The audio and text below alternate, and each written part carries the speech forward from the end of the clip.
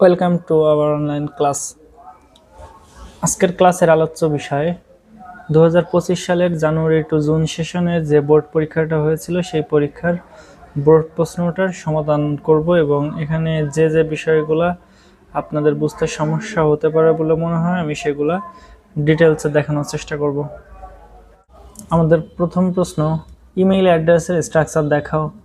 একটা মেইলের দুইটা অংশ থাকে, প্রথম অংশটাকে বলা হয় ইউজার আইডি এবং দ্বিতীয় অংশটাকে বলা হয় ডোমেইন নেম। তো এখানে ইউজার আইডি বা ইউজার নেম আপনি আপনার ইচ্ছা মতো দিতে পারেন, কিন্তু ডোমেইন নেমটা একটা নির্দিষ্ট নাম থাকে। যেমন আমি যদি একটা উদাহরণ দেখাই, দেখেন আমার একটা মেইল অ্যাড্রেস, তো সেক্ষেত্রে এই প্রথম অংশটা এটাকে বলা হবে ইউজার আইডি বা ইউজার নেম, আর দ্বিতীয় অংশটাকে বলা হবে ডোমেইন নেম। দ্বিতীয় প্রশ্ন, রো কলাম অটো ফিট করা হয় কেন? রো কলাম অটো ফিট করা হয় কারণ আমাদের লেখা বা কন্টেন্ট অনুযায়ী যাতে কলামের দূরত্ব এবং রো দূরত্ব ঠিকঠাক থাকে, এই কারণে আমরা অটো ফিট করি। আমি যদি একটু উদাহরণ দিয়ে দেখাই, দেখুন এক্সেলে এখানে একটা তথ্য আছে। এখানে আমি যদি এই গ্রুপের জন্য যতটুকু জায়গার প্রয়োজন নাই তার থেকে বেশি জায়গা নিই, আবার রিলিজনের জন্য কম জায়গা নিই, আদার্স নেমের জায়গায় একটু বেশি জায়গা নিই, তো এই যে সমস্যাগুলো এখন দেখতে পাচ্ছি, এটা যদি সমাধান করতে চাই তাহলে আমাদের অটো ফিট করতে হবে। সেক্ষেত্রে আমি পুরো অংশটা সিলেক্ট করে ফরম্যাট এখান থেকে অটো ফিট কলাম ওয়াইডে ক্লিক দিব। দেখেন আমার যেটুকু লেখা সেই অনুযায়ী আমাদের কলামের দূরত্বগুলো সিলেক্ট হয়ে গেছে। অ্যাপ্লিকেশন সফটওয়্যার কাকে বলা, বা অ্যাপ্লিকেশন সফটওয়্যার বলতে কি বোঝায়? আমরা দৈনন্দিন জীবনে যে সফটওয়্যারগুলো ব্যবহার করি বিভিন্ন সমস্যার সমাধানের জন্য, এগুলোই হচ্ছে অ্যাপ্লিকেশন সফটওয়্যার। সহজ কথায় সিস্টেম সফটওয়্যার বাদে বাকি সকল সফটওয়্যারই অ্যাপ্লিকেশন সফটওয়্যার, যেমন MS Word, Excel, PowerPoint ইত্যাদি। ডাটাবেস বলতে কি বোঝায়? যখন পরস্পর সম্পর্কযুক্ত এক বা একাধিক টেবিল বা এক বা একাধিক ডেটা একত্রিত হবে তখনই তাকে ডেটাবেস বলা যায়। আমি যদি অ্যাক্সেসের একটা ফাইল থেকে দেখাই, দেখেন এখানে সৌরভ বসু নামে একটা ডেটাবেস আছে যেখানে অনেকগুলো টেবিল। তো এই পুরো টেবিলের সমন্বয়ে আমাদের এই সৌরভ বসু নামের এই ডেটাবেসটি, ফিল্ডের সমন্বয়ে তৈরি হয় একটা রেকর্ড। এই আমরা যেটাকে রো নামে চিনি এটা মূলত একটা রেকর্ড। এই রেকর্ডের সমন্বয়ে তৈরি হয় একটা টেবিল, এবং একটা টেবিলের সমন্বয়ে তৈরি হয় এক বা একাধিক টেবিলের সমন্বয়ে তৈরি হয় ডেটাবেস। A4 কাগজের দৈর্ঘ্য প্রস্থ কত? আমরা যদি পেজ লেআউটে আসি, পেজ লেআউটে আসার পর এখান থেকে সাইজে ক্লিক করি তাহলে এখানে দেখতে পাবো বিভিন্ন রকমের পেপারের সাইজ আছে, যার মধ্যে A4 সাইজ A4 সাইজের মাপ দেওয়া আছে 8.27 ইঞ্চি টু 11.69 ইঞ্চি। থেকে বেশি পরীক্ষায় আসে A4 এবং লিগ্যাল সাইজের মাপটা। তো আপনারা এই শর্ট সাজেশনটা থেকেও দ্রুত পরীক্ষার প্রস্তুতি নিতে পারেন। ফোল্ডার বলতে কি বোঝায়?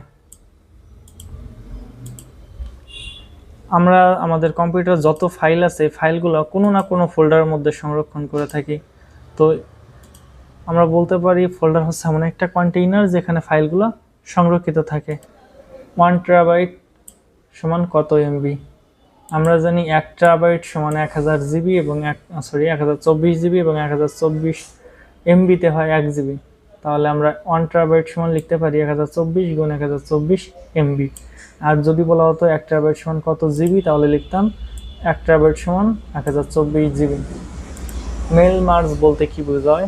মেল মার্জ হচ্ছে এমন একটা সিস্টেম যে বা পদ্ধতি যার মাধ্যমে আমরা একটি চিঠি বিভিন্ন ঠিকানায় সহজেই পাঠাতে পারি। ওয়েব ব্রাউজার কি? যে সফটওয়্যারগুলোর সাহায্যে আমরা ইন্টারনেটে ব্রাউজ করে থাকি সাধারণত তাদেরই ওয়েব ব্রাউজার বলা হয়, যেমন Google Chrome, Opera Mini, Mozilla Firefox, UC browser ইত্যাদি। সিস্টেম সফটওয়্যার কি? আমরা যখন কম্পিউটার অন করি দেখবেন একটু লক্ষ্য করে তখন একটা সফটওয়্যার রান করে বা একটা সফটওয়্যার চালু হয়, এই সফটওয়্যারটাই হচ্ছে সিস্টেম সফটওয়্যার। দুটি অ্যান্টিভাইরাস সফটওয়্যার নাম লেখো। নর্টন, অ্যাভাস্ট, এভিটা, কাসপারস্কাই। আমরা অ্যান্টিভাইরাস এবং ভাইরাসের একটা লিস্ট আমাদের সাজেশনে দিয়ে রাখছি, এবং শুধু তাই না আমরা বেশ কিছু সিস্টেম সফটওয়্যার এবং অ্যাপ্লিকেশন সফটওয়্যার নাম আমরা দিয়ে রাখছি। যেমন এখানে দেখেন, এগুলো পড়লেই সাধারণত কমন পড়ে যাবে। এবং ভাইরাস এবং অ্যান্টিভাইরাসের একটা ছোট্ট একটা লিস্ট আছে যেখানে খুব বেশি সংখ্যক না, আবার প্রয়োজনীয় সবগুলোই এখানে আছে। 12 দাগের প্রশ্ন, এসকিউএল এর 3টি ক্লোজ লেখো। এসকিউএল কমান্ড যারা জানেন তারা জেনে থাকবেন এসকিউএল এর মূল 3টা ক্লোজ থাকে, সিলেক্ট, ফ্রম, হোয়ার। অর্থাৎ সিলেক্টে আমাদের কলামের নামগুলো লিখতে আপনি কোন কোন কলাম দেখতে চাচ্ছেন, ফ্রমে লিখতে হয় আপনি কোন টেবিল হতে এই কলামগুলো দেখতে চাচ্ছেন, এবং হোয়ারে আমাদের শর্ত বসে। ডিবিএমএস এর পুনরূপ হচ্ছে ডেটাবেস ম্যানেজমেন্ট সিস্টেম। এসকিউএল এর পুনরূপ কি? একটু আমরা এসকিউএল নিয়ে একটা প্রশ্ন পাইছি, আর একটা আসছে। এসকিউএল এর পুনরূপ হচ্ছে স্ট্রাকচার কোয়েরি ল্যাঙ্গুয়েজ। এসকিউএল মূলত একটা কোয়েরি ল্যাঙ্গুয়েজ। মাইক্রোসফট অফিস হচ্ছে অনেকগুলো ড্যাশের সমষ্টি। আমরা বলতে পারি মাইক্রোসফট অফিস হচ্ছে অনেকগুলো অ্যাপ্লিকেশনের সমষ্টি। আমরা যখন মাইক্রোসফট অফিস ওপেন করি, স্টার্ট বাটন থেকে আমাদের যে প্রোগ্রাম লিস্ট, এখান থেকে আমরা যখন মাইক্রোসফট অফিসে ক্লিক করব, দেখেন এখানে বেশ কিছু সফটওয়্যার আমরা দেখতে পাচ্ছি। মূলত এদেরকে প্যাকেজ প্রোগ্রামও বলা হয়, যেহেতু এরা একটা প্যাকেজ আকারে থাকে। তো আমরা বলতে পারি মাইক্রোসফট অফিস হচ্ছে অনেকগুলো অ্যাপ্লিকেশনের সমষ্টি। বাই দ্য ওয়ে, অ্যাপ্লিকেশন আর প্রোগ্রাম একই জিনিস। ফাইল সেভ অ্যাজ করার কমান্ড হচ্ছে ড্যাশ, ফাইল সেভ অ্যাজ করার কমান্ড হচ্ছে F12। পেজ ব্রেকের কাজ হলো ড্যাশ। পেজ ব্রেকের কাজ হচ্ছে এক পেজের লেখাকে নতুন পেজে নিয়ে যাওয়া। অর্থাৎ আপনি একটা পেজের যে কোনো একটা অংশে, আমি একটু করে দেখাচ্ছি। এখানে ধরেন আপনি এই পেজে অনেক কিছু লেখা আছে, এই তথ্যটা আমি বারবার রিপিট করে দিই। এখানে ধরেন অনেক কিছু লিখে রাখছেন, তো আপনি চাচ্ছেন কি নিচের এই যে লাল চিহ্নিত যে লেখাগুলা বা লাল লেখাগুলার অন্য পেজে নিয়ে যাবেন, বা এই লেখাগুলা এখান থেকে পেজ ব্রেক করবেন। তো আপনি যদি এখান থেকে ইনসার্ট এবং পেজ ব্রেকে ক্লিক করেন, দেখেন যেখানে আপনার কার্সর ছিল তার পরের অংশটা অন্য পেজে চলে আসবে। এটাই পেজ ব্রেকের কাজ।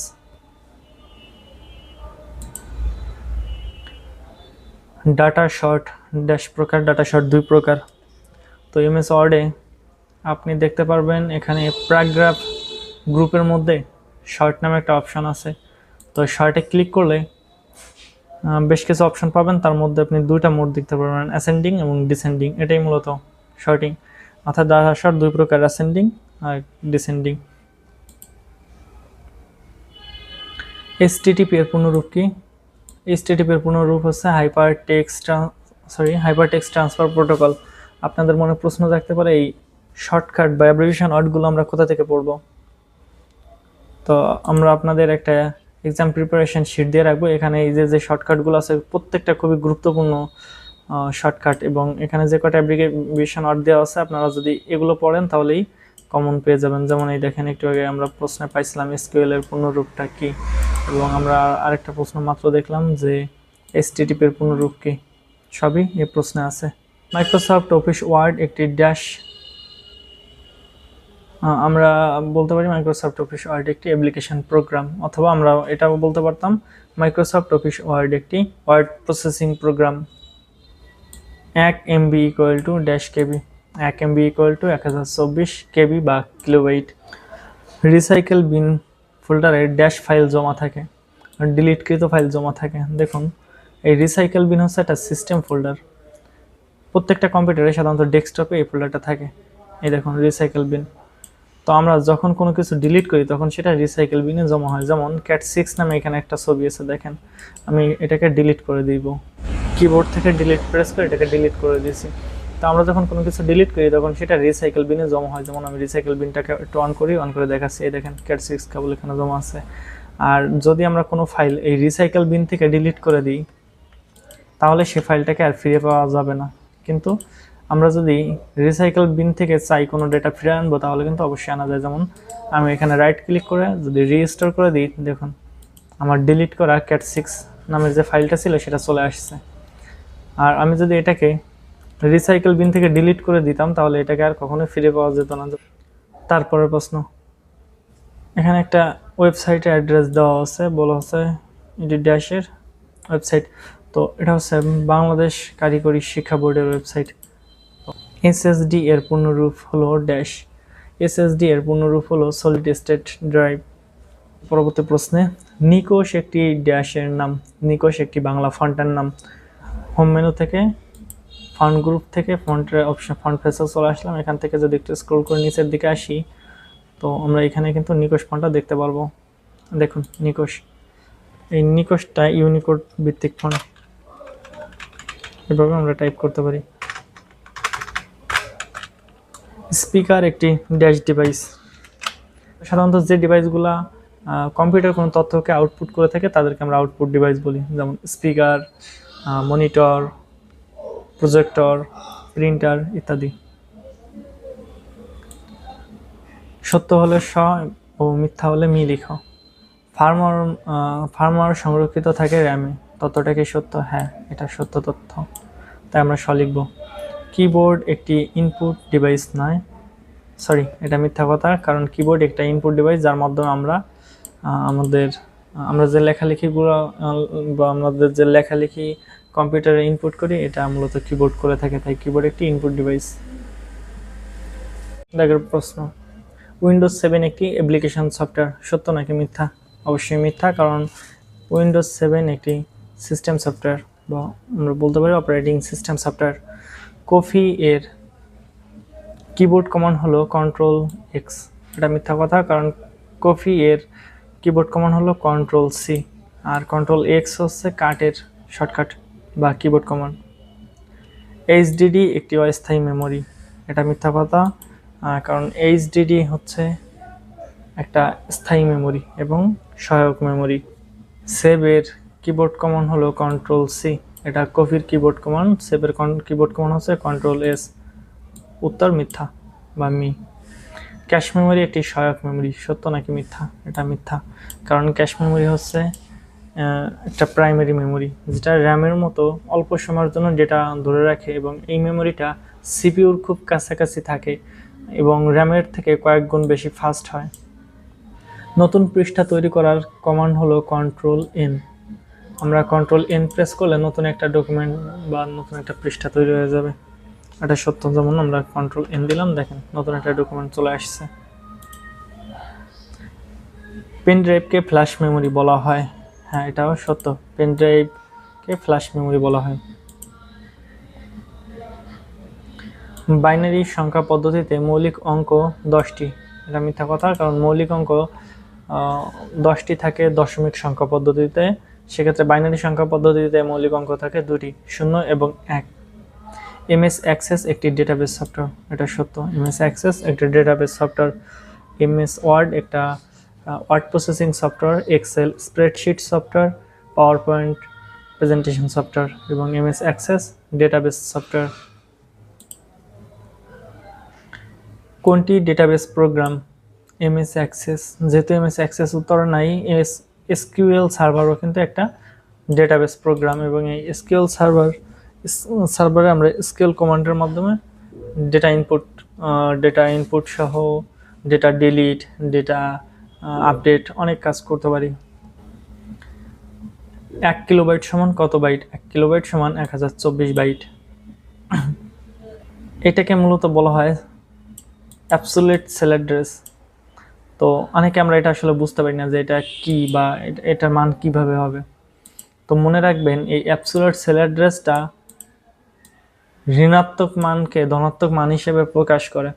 যদি কোথাও ঋণাত্মক মান থাকে তাহলে এই ধনাত্মক মান করে দেয়, অর্থাৎ যদি এখানে এর ভিতরে যদি কোনো ঋণাত্মক মান থাকে তাহলে সেটাকে ধনাত্মক করে দেবে, আর যদি কোনো ধনাত্মক মান থাকে তবে সেটাই হবে এর মান। যেমন এখানে 1.258 আছে, এটাই সঠিক উত্তর। যদি এখানে -1.258ও থাকতো তাহলে সঠিক উত্তর হতো 1.258, কারণ এটা ঋণাত্মক মানকে ধনাত্মক করে এবং ধনাত্মক থাকলে সেটা অপরিবর্তিত থাকে। এক্সেল এর এক্সটেনশন হলো ড্যাশ, এক্সেল এর এক্সটেনশন হলো .axls, এটা হলো একটা টেক্সট ফাইলের এক্সটেনশন, এটা হচ্ছে গিয়ে মাইক্রোসফট অফিস ওয়ার্ডের এক্সটেনশন, এটা হচ্ছে ছবির এক্সটেনশন। CAT6 কেবলের তারের সংখ্যা কত? আমরা অনেকে CAT6 কেবলটা চিনি, আবার অনেকে চিনি না।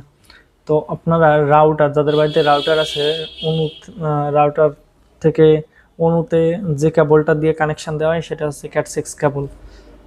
তো আমি একটু CAT6 কেবলটা দেখাচ্ছি, দেখুন এটা হচ্ছে CAT6 কেবল। এই CAT6 কেবলে 8টি তার থাকে।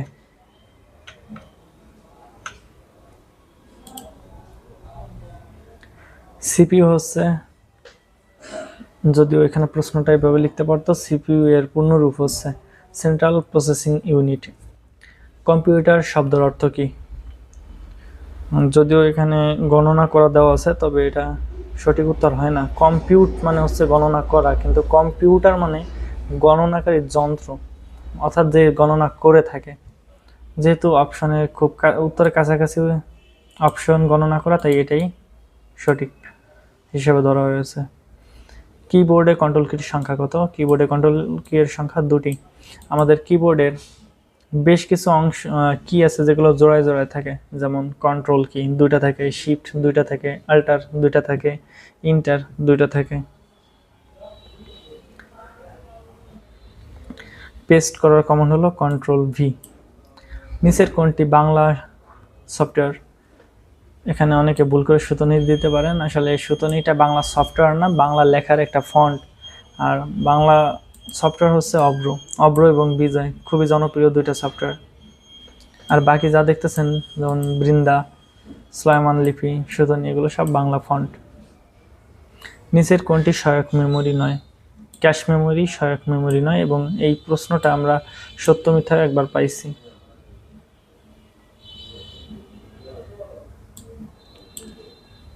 একটি ফিল্ডের